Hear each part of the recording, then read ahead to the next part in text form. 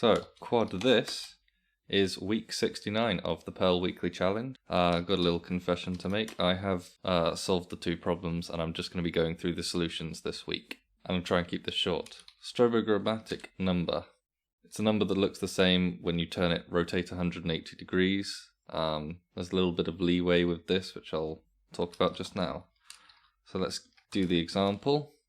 So you can see I'm getting extra numbers, but 69, 88 and 96 are there. Let's see how I did it.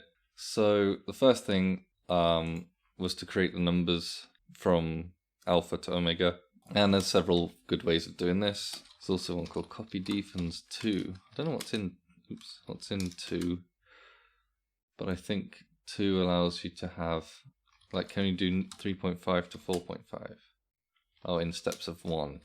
You know, so anyway, but I've gone for this simpler way. The other thing I realise is now I've got it off by 1 error, so I can correct that. So really it's alpha plus iota, I think that's it, iota 1 plus alpha minus omega, since I'm in index origin 0. Cool.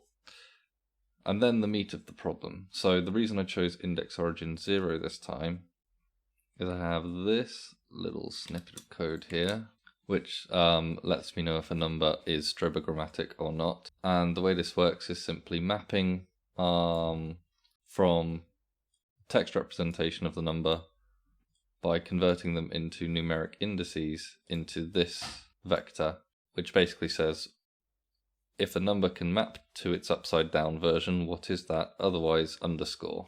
So in the actual example, I've included 5 and 2, but I can easily get rid of those and only allow 0, 1, 9 and 6. It doesn't say which numbers seem to be allowed. But anyway, we then rotate to get the actual 180 degree rotation of the text is a reverse and then this mapping, or rather the mapping then a reverse.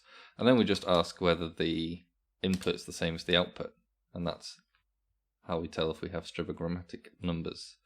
So we can format each of our numbers that we found before and apply this function to each of them, and now we have a text vector where a 1 indicates a strobogrammatic number, and then we can just filter out, and that's how it works. Next is the 0, 1 string, which took me a hot minute to figure out what was actually being asked here.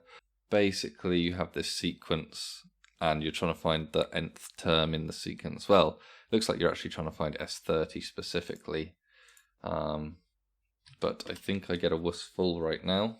So one thing I'm going to do, turn this off, get a new ride session, and increase my workspace size. Let's do the 100 take targets. Hey, there we go. So we can do it, we just need a lot of memory for my solution. In fact, that's okay. One last thing of interest, and then I'm wrapping this up because I spent too long on it. We have R there, and we have, I guess, the Boolean. And the shape of Boolean is the same as the shape of R, but R is the Unicode text vector, and Boolean is a Boolean array, as in bit booleans. So the size of our text vector is over 1 GB, but the size of the Boolean array which we used to generate it is only 130 megabyte.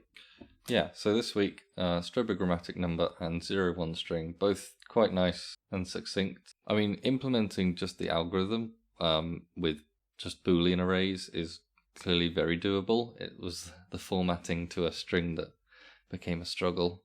Yeah, so this week, format and execute, I guess, were really the stars of the show. 0, 1 string, slight shame that we've got this version that takes up loads of memory.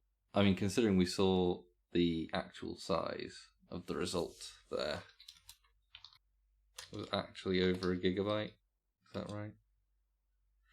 So, you know, you need at least 1 GB of RAM just to do this. Like, just to have the solution in memory. Might be too late.